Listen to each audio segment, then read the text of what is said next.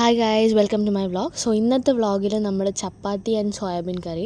And firstly ഞാനൊരു കാര്യം പറയട്ടെ, നമ്മൾ രാത്രി ഷൂട്ട് ചെയ്തുകൊണ്ടും ലൈറ്റിൻ്റെ ഭയങ്കര പ്രശ്നമുണ്ട് ഇതിന്. സോ ഫസ്റ്റ് തന്നെ ചപ്പാത്തി കുഴയ്ക്കാൻ വേണ്ടിയിട്ടുള്ള പരിശ്രമത്തിലാണ്. എൻ്റെ ഫസ്റ്റ് ടൈമാണ് ഞാൻ ചപ്പാത്തി ഉണ്ടാക്കാൻ പോകുന്നത്, നോട്ട് മീ.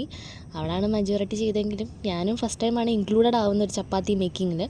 സോ പിന്നെ ഞാൻ എന്താണെന്ന് വെച്ചാൽ സോയാബീൻ കറി ഞാൻ ഉണ്ടാക്കാമെന്ന് വിചാരിച്ചു. ഞാൻ മാത്രമല്ല, അവളും എന്നെ ഹെൽപ്പ് ചെയ്തിട്ടുണ്ട്.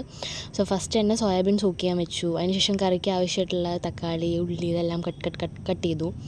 അതിനുശേഷം നമ്മൾ കുക്കർ വെച്ചു. കുക്കറിലേക്ക് കടുക് പൊട്ടുമ്പോഴേക്ക് നമ്മൾ ഉള്ളി അരിയാം. ആക്ച്വലി ഉള്ളി അരിയാനുള്ള പാത്രം നമ്മുടെ കയ്യിലില്ല. ഞാൻ ഒന്നും കൂടി ഓർമ്മിപ്പിക്കുകയാണ്, നമ്മൾ PGയിൽ വന്ന് നിൽക്കുമ്പോൾ കഷ്ടിച്ചാണ് ഓരോ പാത്രങ്ങളും നമ്മുടെ കയ്യിലുള്ളത്. അപ്പോൾ ഞാൻ അതിൻ്റെ ഇടയിൽ കൂടെ ഉള്ളിയിട്ട് വഴറ്റിക്കൊണ്ടിരിക്കുകയാണ്. അതിൻ്റെ ഇടയിൽ ചപ്പാത്തി ഉണ്ടാക്കാൻ ഒരു ഫസ്റ്റ് ടൈമാണ് ഈ ചപ്പാത്തി മേക്കർ എന്ന് പറഞ്ഞൊരു സംഭവം. സോ ഇതിലായിട്ട് നമ്മൾ അടച്ചു. പക്ഷേ എന്താണെന്ന് വെച്ച് കഴിഞ്ഞാൽ പ്രോബ്ലം ഉണ്ടായത്, അവിടെ ഒട്ടി പിടിച്ചു അത്. അപ്പോൾ നമ്മൾ പിന്നെ അത് ചുരുട്ടി എടുത്തിട്ട് പിന്നെ ആദ്യം ഉണ്ടാക്കാൻ തുടങ്ങി. അത് ഭയങ്കര ഒരു പ്രോബ്ലം ആയിരുന്നു. പക്ഷേ നമുക്ക് വേറെ വഴിയില്ല. ബിക്കോസ് നമ്മൾ കുക്ക് ചെയ്യുന്ന 7 മണി 8 മണി കഴിഞ്ഞിരുന്നു കുക്ക് ചെയ്യാൻ തുടങ്ങിയപ്പോഴേക്ക് ഭയങ്കര വിശപ്പ്. ഉച്ചയ്ക്ക് കഴിച്ചതാണ് ഭക്ഷണം, ഭയങ്കര വിശപ്പായിരുന്നു. സോ അതിന് ശേഷം കുക്കിങ്ങിൻ്റെ എല്ലാ മസാലകളും അച്ചറ എല്ലാ മസാലകളും ഇട്ടിട്ട് നമ്മൾ എന്തൊക്കെയോ ചിക്കൻ മസാല ഉണ്ട്. സോ എല്ലാ കറികളിലും നിങ്ങൾ ശ്രദ്ധിച്ചാൽ മനസ്സിലാകും, ഞങ്ങളുടെ എല്ലാ കറികളിലും ചിക്കൻ മസാലയുണ്ട്. So chicken masala has a vital rule.